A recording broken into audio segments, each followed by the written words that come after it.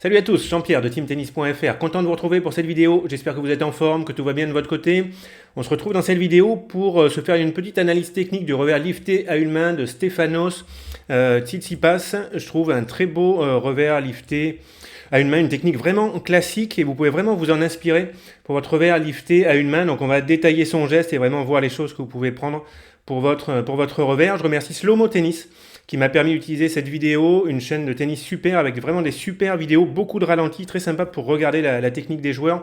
Donc merci à Slow Mo Tennis, je vous mets un lien vers cette chaîne dans la description sous la vidéo. Allez, c'est parti sur le revers de Monsieur Stefanos Tsitsipas. À partir de la position d'attente, dès qu'on voit que la balle arrive côté revers, il y a plusieurs choses qui se passent en même temps. On va regarder ça.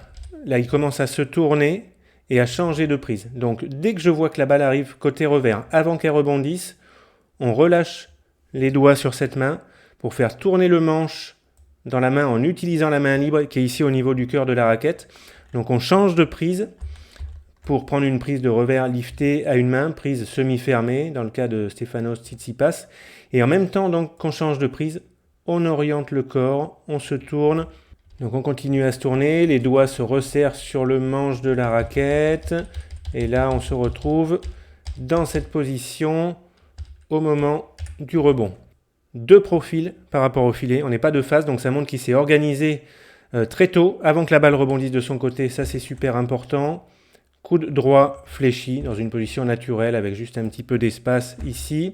Raquette dans une position verticale, ça pointe vers le haut. Angle avant-bras raquette, presque un angle droit mais sans se rigidifier au niveau du poignet, au niveau de l'avant-bras. Prise d'appui sur la jambe arrière qui est orientée dans cette direction, mais ça s'est fait naturellement vu que son idée c'est de se tourner pour prendre de l'élan. La jambe droite, elle est en l'air, il est en train de la déplacer pour aller chercher un appui qui sera un petit peu devant lui, ici devant le pied arrière, appui en ligne. Et il aurait pu aussi poser cette jambe droite un tout petit peu plus décalée ici, appui croisé, histoire d'être encore plus tourné pour prendre de l'élan. En tout cas, il va chercher à poser cette jambe droite au sol avant de déclencher la frappe. On a les yeux qui sont concentrés sur la balle qui arrive. Et on le voit pas trop sous cet angle, mais il y a le coude gauche ici qui est à hauteur d'épaule, bien décollé du corps. Ça, c'est important pour la préparation. Le tamis à hauteur de la tête, un petit peu au-dessus de la tête. Et on a la main libre ici qui est à hauteur du visage. Une préparation assez haute, histoire de bien prendre de l'élan. Donc la préparation ne va pas s'arrêter là. Ce serait une erreur, je trouve, qui est commise par pas mal de joueurs de club, de ne pas aller plus loin de ce côté-là avec la raquette, de ne pas se tourner davantage avant de déclencher la frappe. Donc on peut renvoyer la balle en revers avec une bonne régularité, etc. Mais par contre, pour avoir vraiment de la puissance et mettre plus de lift, il va falloir se tourner davantage. Ça ne suffirait pas en termes d'amplitude de préparation. C'est ce qu'on va voir. Donc il ne va pas s'arrêter là pour déclencher la frappe. Il va se tourner davantage, il va se tourner, la raquette passe de l'autre côté du corps. Donc là, au moment du rebond, la raquette était ici.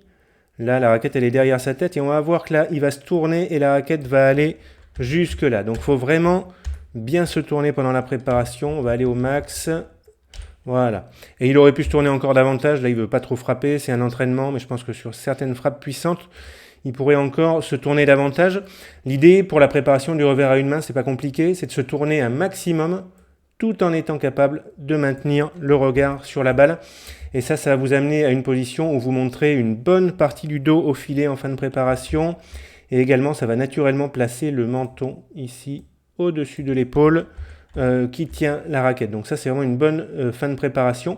Et on voit du coup, tout à l'heure, la raquette était ici au moment du rebond. Et maintenant, la raquette, elle est passée de ce côté-là, dans le dos du joueur. Donc ça, c'est vraiment intéressant. Ça montre qu'il y a une bonne amplitude de préparation. On est toujours avec le coude gauche qui est décollé du corps, ici, à peu près à hauteur de l'épaule. Ça, c'est sympa aussi pour la préparation. Donc vraiment, il faut bien se tourner et il faut le faire assez tôt. Il a posé la jambe avant, ici. Donc là, elle est un petit peu décalée. C'est un peu bizarre cette position. Il aurait pu poser son appui devant ce pied, ou alors un tout petit peu plus décalé ici, en appui croisé. En tout cas, la pose de cet appui va déclencher ce qu'on appelle la mise à niveau. Il ne peut pas déclencher la frappe pour faire du lift à partir de cette position avec une raquette haute qui pointe comme ça vers le haut, parce que sinon il va envoyer la raquette directement vers le bas. Là, ça ne va jamais faire du lift. Donc, ce qu'il va faire, c'est qu'il va d'abord abaisser la raquette derrière lui, Là, il a abaissé la raquette derrière lui, et une fois qu'il a fait ça, il peut la lancer vers l'avant, d'accord? Donc toute cette phase où la raquette descend dans le dos, là-bas, c'est ce qu'on appelle la mise à niveau. On met les cordes au niveau de la balle. Pour faire cette mise à niveau, on garde la main gauche, la main libre ici, sur le cœur de la raquette. On soutient toujours la raquette. On ne lâche pas la main libre à ce moment-là, c'est pas encore le bon moment. Et la raquette elle descend parce qu'on se relâche au niveau des bras. Okay, je ne fais pas d'effort pour abaisser la raquette, je ne me crispe pas. Au contraire, j'utilise le poids de la raquette et je relâche mes bras pour que la raquette fasse ce mouvement de descente. Ça se passe derrière moi. Pendant que je regarde la balle, la raquette elle descend derrière moi. Ça descend, ça descend. La main libre est toujours sur la raquette. Et là, c'est à peu près à ce moment-là qu'il va lâcher donc la raquette ici avec la main libre. Bon, à ce stade, les cordes sont à cette hauteur, à peu près au niveau de la balle, un petit peu au-dessus. Et ensuite, c'est après avoir lâché avec la main libre que les cordes vont descendre encore un tout petit peu pour venir se placer maintenant sous la balle. Donc là, il fait donc une frappe qui va un petit peu du bas vers le haut, et le fait de frapper du bas vers le haut, c'est ça qui va faire tourner la balle, mettre du lift. D'accord? Gardez en mémoire que la main libre ici, elle reste sur la raquette jusqu'au dernier moment, et elle reste fixe derrière la main libre. La main gauche, on ne la voit plus. Elle reste fixe là où elle a lâché la raquette pendant le moment de la frappe et même pendant l'accompagnement, histoire de ne pas tourner trop vite sur soi-même comme une toupie, ce qui ferait envoyer la balle un petit peu n'importe où. Ok, on va se rapprocher du moment de l'impact. On regarde les éléments clés du moment de l'impact. Donc l'impact, il a lieu en avant du corps. Alors ça, c'est fondamental. On ne le voit pas trop sous cet angle, mais il touche la balle en avant de ce pied, en avant du corps. Donc on frappe vraiment la balle devant soi, avec le bras tendu. Les cordes sont derrière la balle, tamis perpendiculaire au sol, en essayant de tenir quand même cet angle avant-bras raquette. On n'a pas le poignet complètement mou à ce moment-là. L'impact, c'est le moment où il y a de la fermeté. Au niveau avant-bras, au niveau poignet, on le voit au niveau du visage, hein, c'est pas le relâchement total. Au moment de l'impact, il y a de la fermeté à ce moment-là. Ok, les yeux sur le point d'impact. Et on va regarder maintenant ce qui se passe après l'impact. Donc ça va continuer avec la raquette qui reste dans la même position qu'à l'impact. Tac, tac, tac, ça bouge pas. Il soulève le bras, on va dire. C'est l'épaule qui travaille. Pour lancer la raquette, on va voir par ici, vers l'avant et vers le haut. Mais finalement, la position avant-bras raquette, ça n'a pas bougé. Il reste assez fixe comme ça. Et tout ce qu'on a, c'est le bras qui se lève, la raquette qui remonte. Mais les cordes sont toujours de ce côté-là par rapport à la main. Elles ne sont pas passées rapidement de ce côté-là par une mauvaise action du poignet qui aurait fait je ne sais pas quel mouvement. Donc on reste stable, assez fixe au niveau du poignet. Finalement, dans la même position ici que quand on était à l'impact. Et après l'impact, on va voir qu'il reste longtemps avec les yeux, la tête orientée vers le point d'impact pour ne pas tourner trop vite sur lui-même. Et pareil, on ne voit toujours pas la main libre qui est cachée derrière. Il la garde fixe pour ne pas tourner trop vite sur lui-même. On continue, suite du geste, et on va aller à un moment où la raquette s'en va vers le haut et vers la droite pour lui, hein, vers le haut et vers sa droite.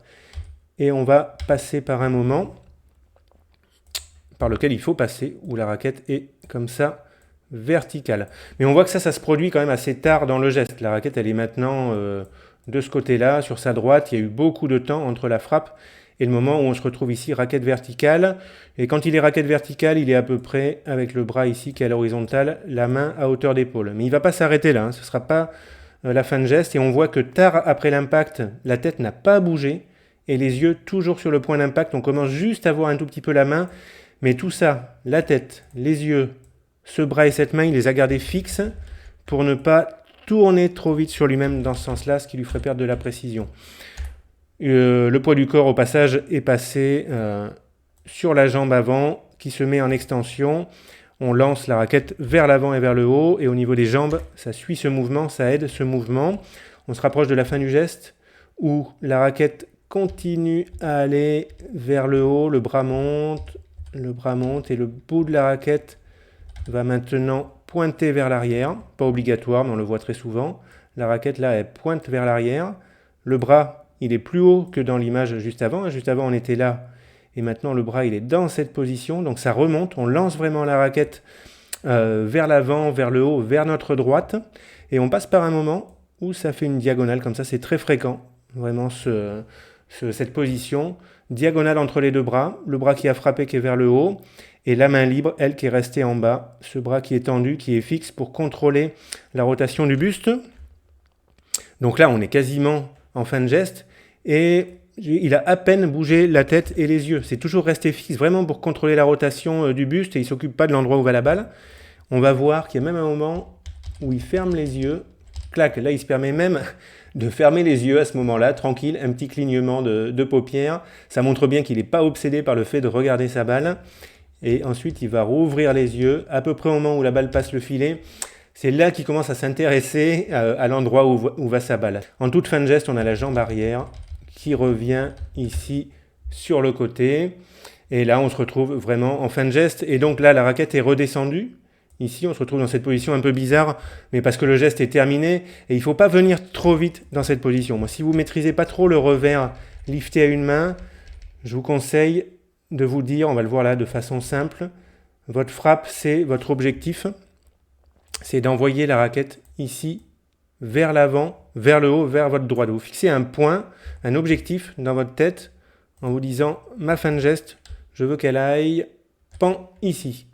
Et vous restez un moment, vous allez ici et vous restez une seconde comme ça en fin de geste, ou par ici, histoire de bien verrouiller, et vous ne laissez pas redescendre trop vite la raquette comme ça ne donnerait pas des bonnes sensations pour apprendre le revers lifté à une main, ça ne donnerait pas trop de précision. Allez, je m'arrête là pour pas trop vous embrouiller, dites-moi ce que vous pensez de cette vidéo, dites-moi si ça vous aide pour votre revers lifté à une main, et dites-moi un petit peu les joueurs, les coups que vous voudriez que j'analyse en vidéo. Allez, très bon tennis à tous, on se retrouve bientôt dans une autre vidéo. Ciao!